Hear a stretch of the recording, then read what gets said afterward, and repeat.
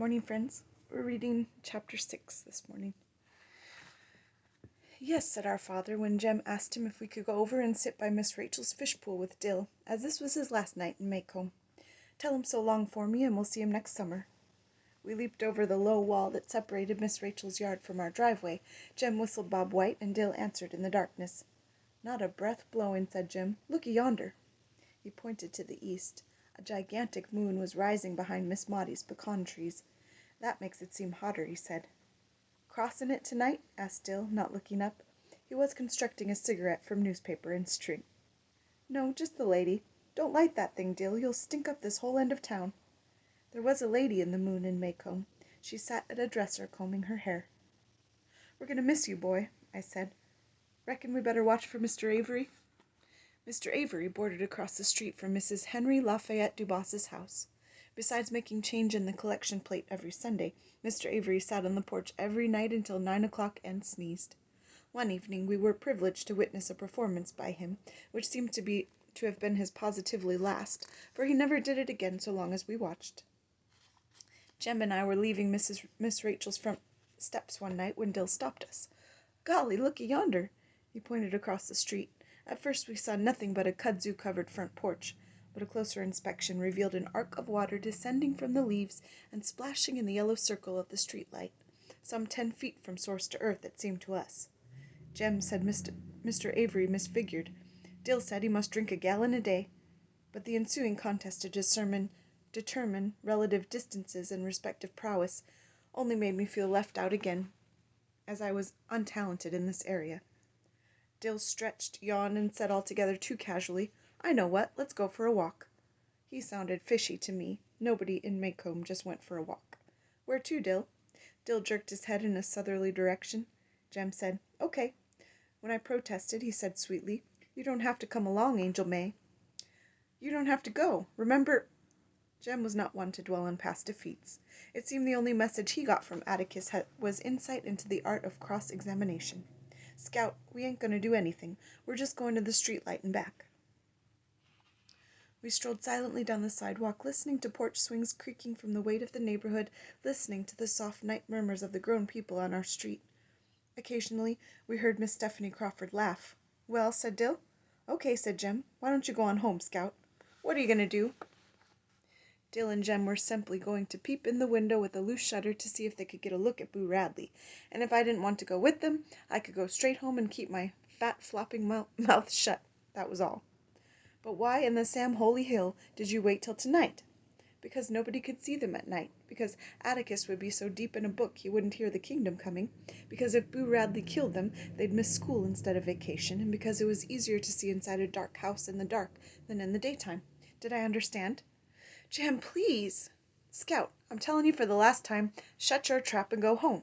I declare to the Lord you're getting more like a girl every day. With that, I had no option but to join them. We thought it was better to go under the high-wire fence at the rear of the Radley lot. We stood less chance of being seen. The fence enclosed a large garden and a narrow wooden outhouse. Jem held up the bottom wire and motioned Dill under it. I followed and held up the wire for Jem. It was a tight squeeze for him. Don't make a sound, he whispered. Don't get in a row of collards, whatever you do. They'll wake the dead. With this thought in mind, I made perhaps 1 step per minute. I moved faster when I saw Jem far ahead beckoning in the moonlight. We came to the gate that divided the garden from the backyard. Jem touched it. The gate squeaked.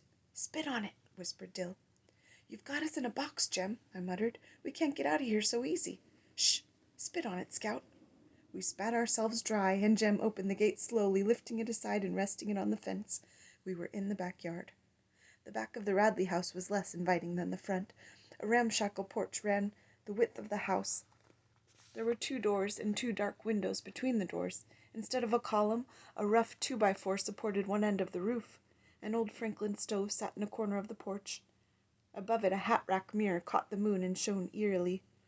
Arr, said Jem softly, lifting his foot. Smatter! Chickens, he breathed. That we would be obliged to dodge the unseen from all directions was confirmed when Dill ahead of us spelled G-O-D in a whisper. We crept to the side of the house, around to the window with a hanging shutter. The sill was several inches taller than Jem. Give you a hand up, he muttered to Dill. Wait, though. Jem grabbed his left wrist and my right wrist. I grabbed my left wrist and Jem's right wrist. We crouched, and Dill sat on our saddle. We raised him, and he caught the window sill. "Hurry," Jem whispered. "We can't last much longer." Dill punched my shoulder, and we lowered him to the ground. "What'd you see?" "Nothin'. Curtains. There's a little teeny light way off somewhere, though." "Let's get away from here," breathed Jem. "Let's go round in the back again." "Shh!" he warned me, as I was about to protest. "Let's try the back window." "Dill, no," I said. Dill stopped and let Jem go ahead. When Jem put his foot on the bottom step, the step squeaked. He stood still, then tried his weight by degrees. The step was silent. Jem skipped 2 steps, put his foot on the porch, heaved himself to it, and teetered a long moment. He regained his balance and dropped to his knees. He crawled to the window, raised his head, and looked in. Then I saw a shadow. It was the shadow of a man with a hat on. At first I thought it was a tree, but there was no wind blowing, and tree trunks never walked. The back porch was bathed in moonlight, and the shadow, crisp as toast, moved across the porch toward Jem. Dill saw it next. He put his hands to his face. When it crossed Jem, Jem saw it. He put his arms over his head and went rigid. The shadow stopped about a foot beyond Jem. Its arm came out from its side, dropped, and was still. Then it turned and moved back across Jem, walked along the porch and off the side of the house, returning as it had come. Jem leaped off the porch and galloped toward us. He flung open the gate, danced Dill and me through, and shooed us between 2 rows of swishing collards. Halfway through the collards I tripped. As I tripped, the roar of a shotgun shattered the neighborhood. Dill and Jem dived beside me. Jem's breath came in sobs. "Fence by the schoolyard! Hurry, Scout!" Jem held the bottom wire. Dill and I rolled through and were halfway to the shelter of the schoolyard's solitary oak when we sensed that Jem was not with us. We ran back and found him struggling in the fence, kicking his pants off to get loose. He ran to the oak tree in his shorts. Safely behind it, we gave way to numbness, but Jem's mind was racing. "We gotta get home. They'll miss us."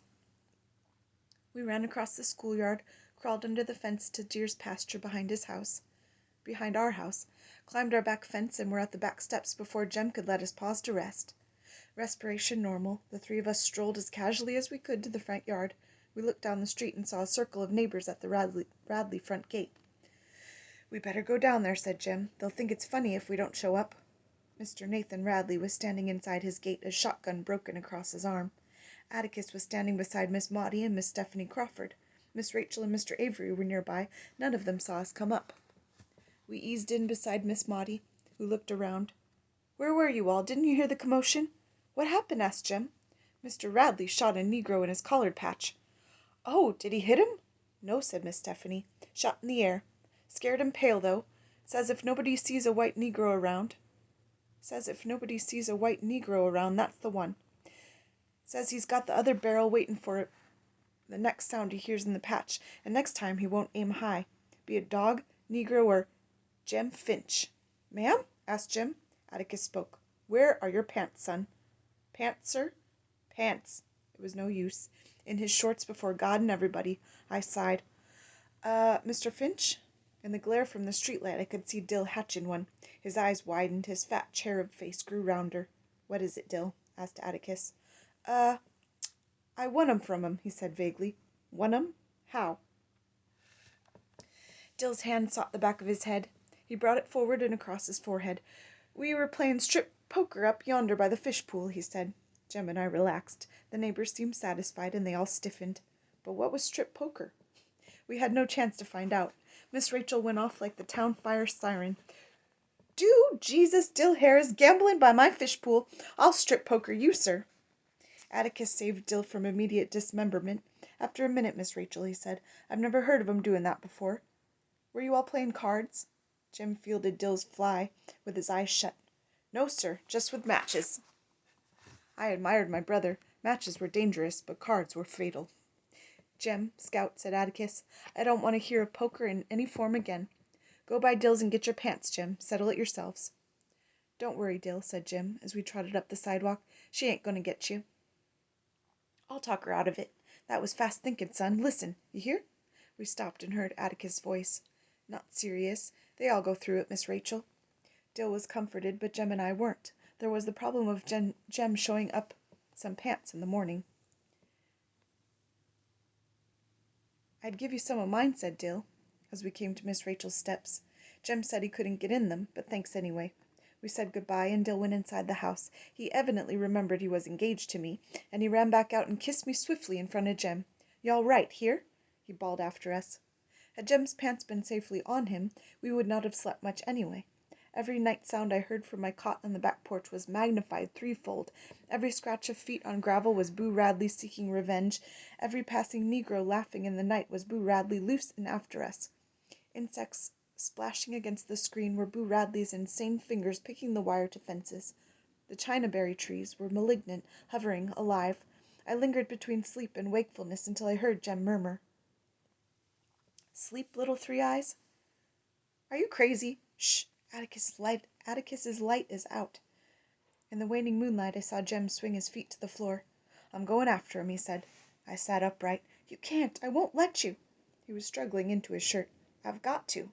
"You do, and I'll wake up Atticus." "You do, and I'll kill you." I pulled him down beside me on the cot. I tried to reason with him.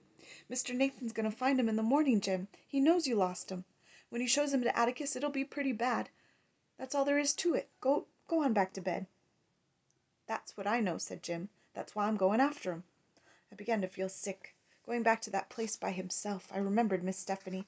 Mr. Nathan had the other barrel waiting for the next sound he heard. Be it a dog? Jem knew that better than I. I was desperate. "Look, it ain't worth it, Jem. A licking hurts, but it doesn't last. You'll get your head shot off, Jem, please." He blew out his breath patiently. It's like this, Scout," he muttered.